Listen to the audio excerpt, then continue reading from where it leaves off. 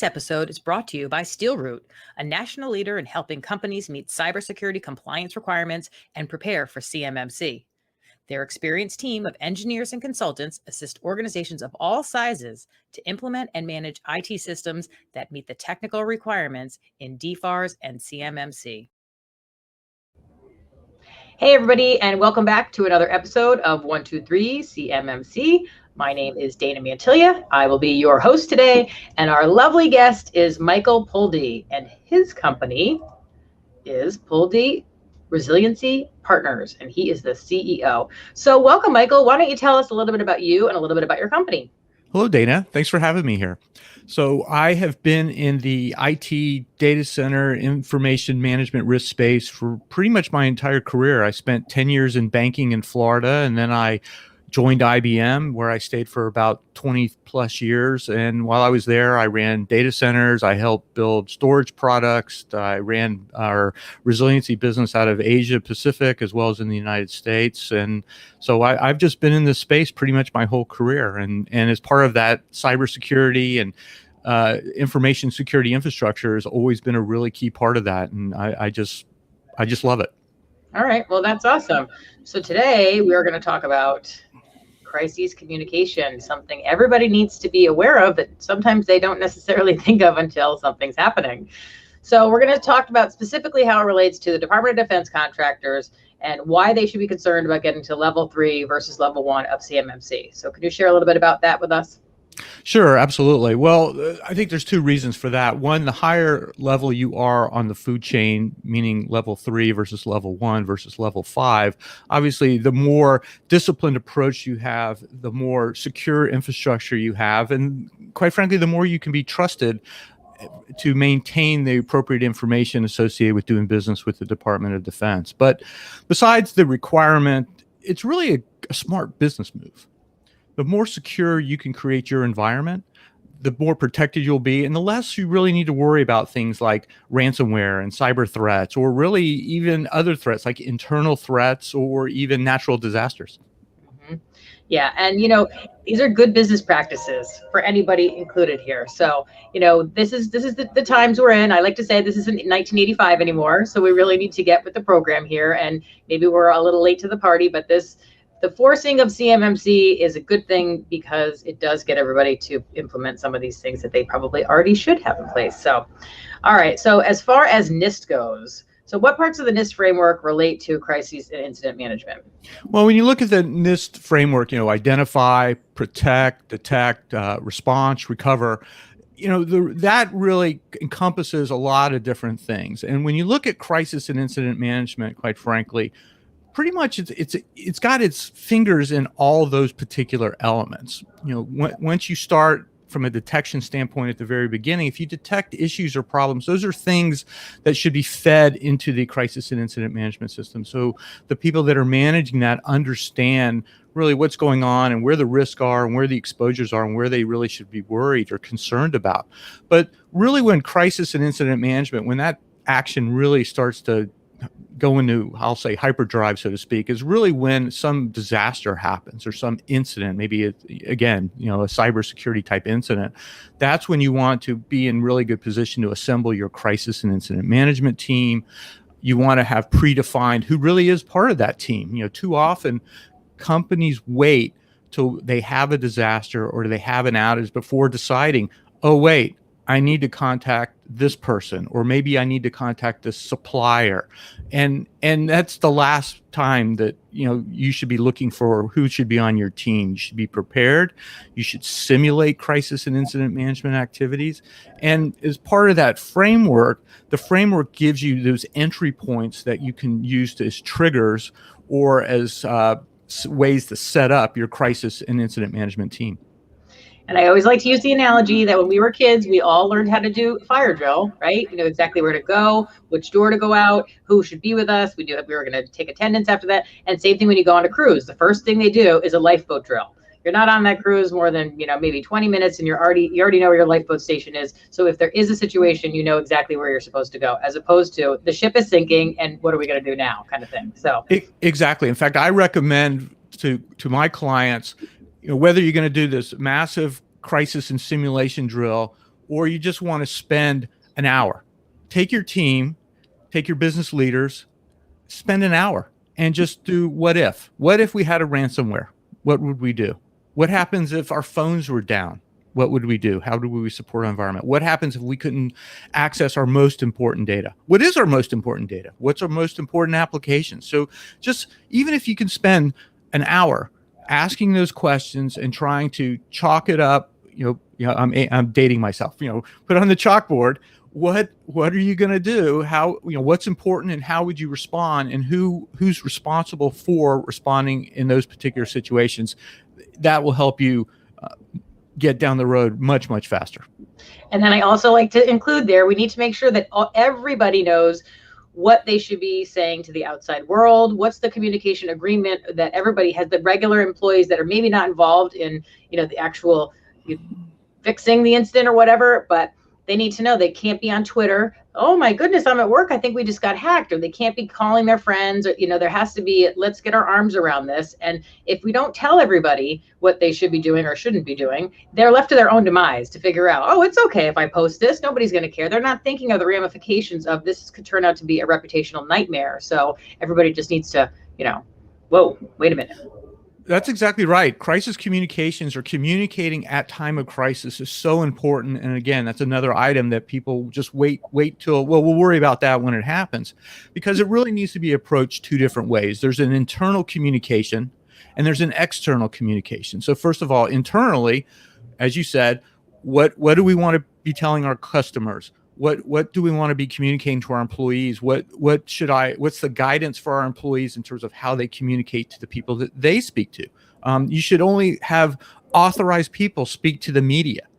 Too often someone shows up at a building with a microphone and says, oh, so tell us what happened today. And they just like, oh, well, we were locked out of our computers all day and it was really bad and no one told us what was going on.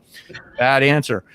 You want to control the message. And then, of course, you want to make sure you keep your internal leaders, business leaders informed in terms of what's going on, the status of the situation, who's working it, how it's being responded, so they can communicate appropriately to their stakeholders. And then most importantly, external communications, how to talk to your clients.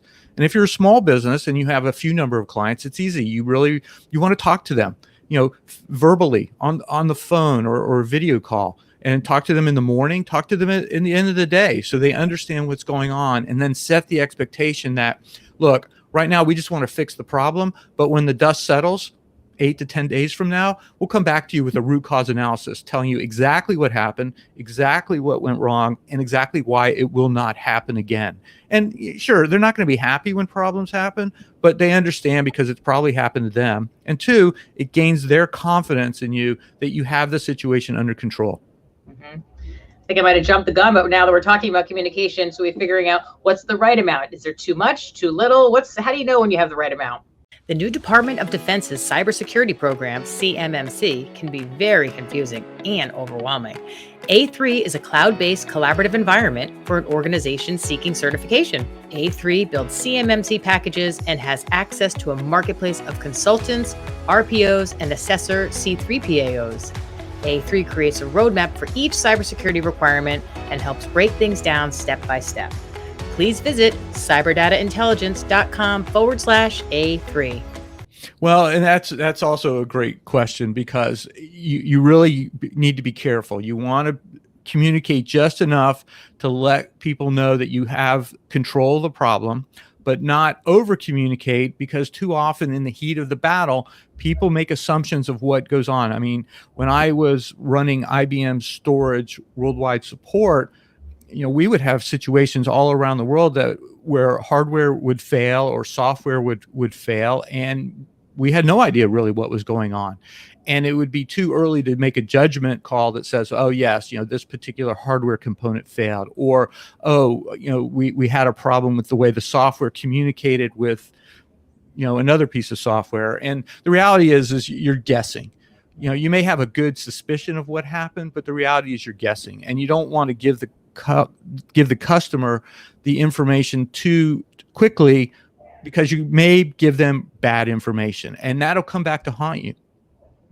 And then if that's wrong again, that's wrong again. Then they're going to say, well, when are you going to know what the actual answer is here? So that's very good. Set the expectation. Set the expectation. I always like to say, rule of thumb: 10 business days, we'll be back to you with exactly what goes on. But keep them updated throughout the process until you're back into a stable state. Because sometimes what people don't realize is you could be in a stable state, and then 30 minutes later, the problem happens again. Yeah, that's a good point. Yeah. And so you don't want to go through this up, down, up, down.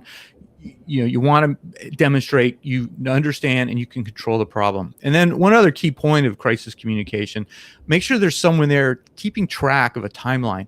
What happens when? Because when you start to reconstruct the incident, having a good timeline really is a nice piece of documentation that helps you understand what you did right and what you could do better next time. And the other thing is we need to make sure that we do tell our clients, because as much as you want to run away and stick your head in the sand and say, this didn't happen, this didn't happen, this didn't happen, it did. And keeping it all to yourself is definitely not a good idea. As much as you want to, not a good idea. Exactly. Clients want to be part of it. They want to understand what's going on. They want you to make them feel comfortable. Think about if it's, the shoe's on the other foot. How would you want someone to talk to you? How would you want to be taken care of and communicated with? And that's exactly how your clients want to talk to you. They want to be in the know. That's for sure. Now, this one I'm very excited to talk about too, because I don't know what this is. So what is the GETS, Government Emergency Telecommunications Service? This is a great secret within the United States government that they publicize and they try to get the word out as best they can. And what happened is after 9/11, or really during 9/11, and if you looked at, for example, the Verizon or AT&T call patterns when 9/11 happened, it's like everybody tried to call someone in Manhattan, and everyone in Manhattan tried to call someone outside the United States. And you had 300 million phone calls going into Manhattan at the same time, and obviously the network infrastructure couldn't support it. So you got either no connection, busy signal, circuits are busy, try back later, and calls couldn't get through.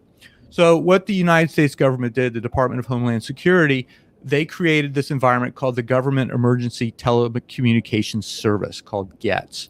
And what this is, it's a prioritized system, so people that are doing business with the government or they are involved with critical infrastructure in the United States can get a priority line access and actually make a phone call and hopefully receive a phone call. So it essentially gives them a priority way to make a phone call at time of crisis and disaster. And it's not quick. It's if you can go to your favorite search engine and search for GETS, CISA, CISA.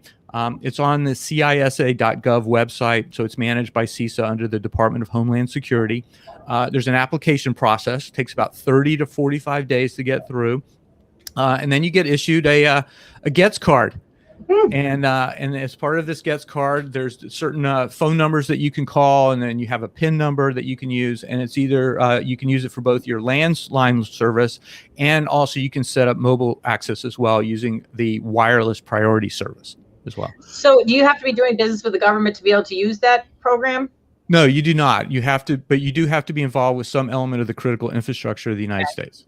Okay, that's a great thing. That must be what they're using too when they have like a national disaster, like it just happened down in Florida with that building or something. That's exactly right. Now, even unfortunately, even a lot of government officials don't understand this system, and they're not aware of what it is or even how to get access. In fact, I was involved with some people in Miami Beach. Now, of course, the disaster where the building collapsed was not in Miami Beach. It was actually in Dade County, Miami-Dade County, but it was like right on the line. So as you can expect, everyone was involved. It didn't really matter, even though you heard the mayor of Miami be the spokesperson. All the groups of that environment were all involved, and I had some conversations with the city of Miami Beach, and they weren't aware of this program. So there's still, the word needs to really get out. It's a great system. There's a lot of great infrastructure that the Department of Homeland Security got implemented after 9/11.